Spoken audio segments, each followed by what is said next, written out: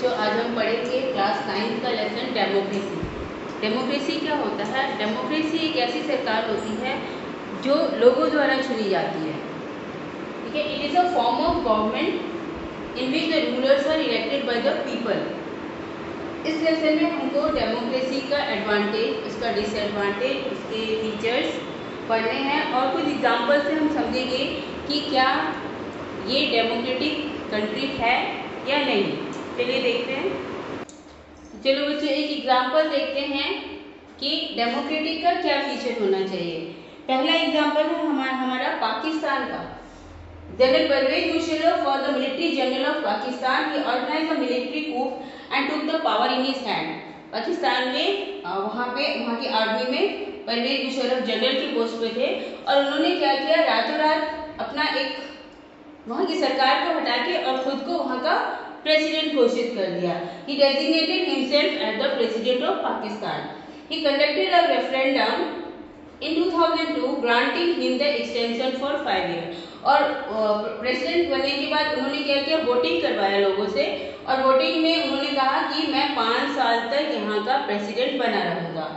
But the media and human rights started protesting against him because General Musharraf was not elected by the people. अब उनके इस काम का वहाँ की मीडिया ने और वहाँ के कुछ नेता लोग थे या ह्यूमन राइट्स वाले थे, उन्होंने इसका विरोध किया क्योंकि ये डेमोक्रेसी के अगेंस्ट था। आप जबरदस्ती किसी को भी चुने हुए को हटा के खुद प्रेसिडेंट नहीं बन सकते हैं। नेक्स्ट हुआ, उन्होंने फिर बनते ही क्या किया, he amended Pakistani constitution and took the power that president can dismiss the national and provisional assembly. ठीक है, उन्होंने संविधान में छेड़छाड़ करना शुरू किया। क्या किया उन्होंने, कॉन्स्टिट्यूशन में बोला कि प्रेसिडेंट जो है वो किसी भी इलेक्टेड इंसान को डिसमिस कर सकती है। और दूसरा उन्होंने क्या किया, he established a national security council, the members of the army official who supervise the civilian cabinet. उन्होंने एक सिक्योरिटी काउंसिल बनाया जिसमें उनकी खुद के आर्मी के मेंबर्स थे और उनका काम क्या था कि वो सिविलियन जो है, कैबिनेट है जो, उसको सुपरवाइज करेंगे, उस पर हमेशा अपनी नजर बनाए रखेंगे। तो यहाँ पे क्वेश्चन उठता है कि क्या पाकिस्तान एक डेमोक्रेटिक कंट्री है? तो नहीं, पाकिस्तान एक डेमोक्रेटिक कंट्री नहीं है, because in democratic country decision is taken by the elected people और यहाँ परवेज मुशर्रफ इलेक्टेड नहीं थे। तो इन डेमोक्रेसी का पहला फीचर है कि इन डेमोक्रेसी जो फाइनल डिसीजन है it is taken by the elected people, not by any other institution और any other person. Second feature democratic का है free and fair election in competition. इसका एग्जांपल देखते हैं। चाइना में जो इलेक्शन होता है, चाइना को वहाँ पे क्या नियम है कि election was held in 5 years, 5 साल में वहाँ पे इलेक्शन होता है। For election the country parliament called national people congress. Election before consisting election the candidate needs to the approval of Chinese communist party. जो भी इंसान वहाँ पे इलेक्शन लड़ेगा उसको पहले परमिशन लेनी पड़ती है चाइनीज कम्युनिस्ट पार्टी से। अगर वो पार्टी आपको परमिशन देगा तभी आप इलेक्शन लड़ सकते हैं, नहीं तो आप चाइना में इलेक्शन नहीं लड़ सकते हैं। The government is always form by the communist party. अब अगर कम्युनिस्ट पार्टी परमिशन दे रहा है यानी जो भी इंसान जीत कर आएगा वो किस पार्टी का होगा, वो कम्युनिस्ट पार्टी का होगा। अगर कम्युनिस्ट पार्टी किसी को परमिशन नहीं दे रहा है तो वो इलेक्शन नहीं लड़ सकता है। नेक्स्ट एक और केस देखते हैं मैक्सिको का। ठीक है, इन Mexico PRI was the party. Mexico में एक पार्टी है, इंस्टीट्यूशनल रिवोल्यूशनरी पार्टी। ठीक है, PRI used to win all the election by using टर्नी ट्रिक्स। अभी PRI जो है ना हर बार वहाँ पे इलेक्शन जीतता है। कैसे जीतता है, तो वो कुछ गलत ट्रिक्स यूज करता है, कभी लोगों से जबरदस्ती वोटिंग करवा देगा या कभी वोटिंग का जगह ही चेंज कर देगा। तो कुछ अनफेयर चीजों को यूज करके वो हर साल जो है वहाँ पे इलेक्शन जीत जाता है। तो a democracy must be based on the free and fair election where those currently in the power have to be changed. तो यहाँ पे दूसरा है कि अगर डेमोक्रेटिक कंट्री है तो डेमोक्रेसी में एक ही इंसान बार बार चुन के नहीं आएगा। अगर आप फ्री और फेयर इलेक्शन करवाइएगा तो वो जरूर कभी ना कभी चेंज होगा, लेकिन यहाँ पे क्या हो रहा है, हर बार जो है PRI पार्टी ही चुनकर आ रहा है। या अगर चाइना का एग्जांपल देखें तो हर बार वही पार्टी आ रहा है जिसको कि हर बार वही व्यक्ति उसी पार्टी का मेंबर वहां पे इलेक्शन जीत रहा है, जिसको कि वहां की चाइनीज कम्युनिस्ट पार्टी परमिशन दे रही है। अब एक और केस देखते हैं, 1 person 1 vote 1 gun।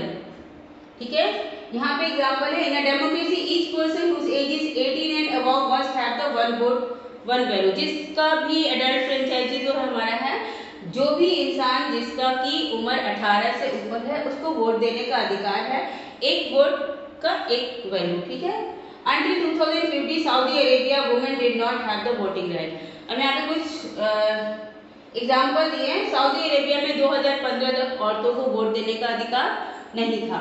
Estonia in the country near Russia where Russian were in the minority had no rights to vote। दूसरा एग्जाम्पल एक एस्टोनिया है जो रशिया के पास एक देश है, यहाँ पे जो माइनॉरिटीज है उनको वोटिंग करने का अधिकार नहीं दिया गया है। तीसरा एग्जाम्पल देखते हैं फिजी। फिजी में क्या है, जो इंडिजिनियस फिजी है, जो वहाँ के लोग हैं वो वोटिंग देते हैं लेकिन उनको वैल्यू ज्यादा दिया जाता है, जबकि जो इंडियन फिजियन है उनको वहाँ पे कम वैल्यू दिया जाता है। तो इन सब एग्जाम्पल में हमने क्या देखा, no equality in no democracy. अगर यहाँ पे औरतों को अधिकार नहीं जा रहा है, माइनॉरिटीज को अधिकार आप नहीं दे रहे हैं, बाहरी वालों को आप अधिकार नहीं दे रहे हैं, इसका मतलब आप इक्वलिटी नहीं कर रहे हैं, आपके यहाँ डेमोक्रेसी नहीं है। नेक्स्ट है rule of law and respect for rights. एक और एग्जांपल देखते हैं, जिम्बाब्वे। जिम्बाब्वे को 1980 में उसको इंडिपेंडेंट हुआ था जिम्बाब्वे। ठीक है, जब वो इंडिपेंडेंट हुआ था उस समय वहां एक पार्टी थी जिसका नाम था ZANU PF। ये पार्टी के जो लोग थे उन्होंने आज़ादी का लड़ाई में बहुत स्ट्रगल किया और जब वो देश आज़ाद हुआ तो इन्हीं पार्टी के जो नेता थे वो वहाँ के इलेक्शन में जीत के वहाँ के प्रेसिडेंट बन गए। ठीक है, जिम्बाब्वे गॉट इंडिपेंडेंस इन 1980।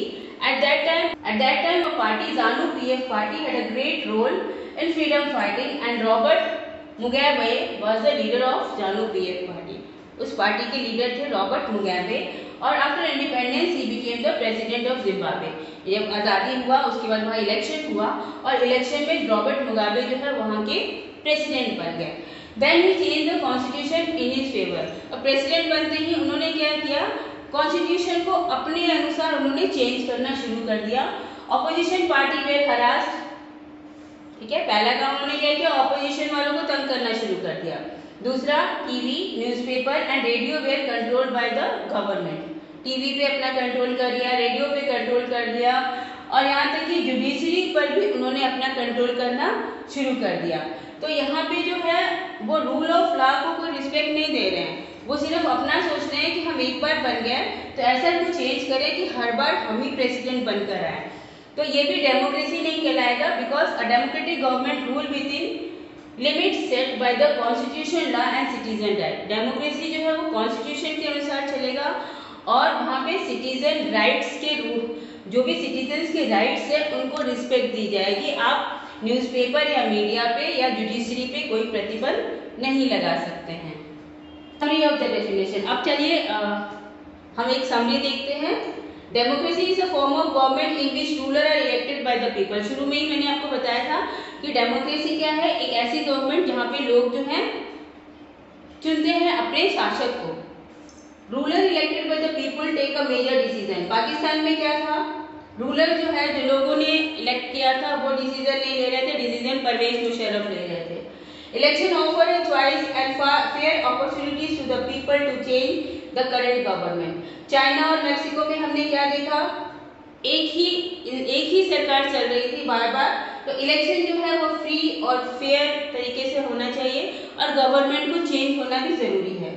तीसरा देखा, this choice and fair opportunities available all the people of equal basis. Fiji में, सऊदी अरेबिया में और एस्टोनिया में हमने देखा कि वहां पे कुछ लोगों को, माइनॉरिटीज को या वुमेन्स को या बाहरी लोगों को इलेक्शन में पार्टिसिपेट नहीं करने दिया जाता है, जो कि डेमोक्रेसी की बिल्कुल उल्टा है।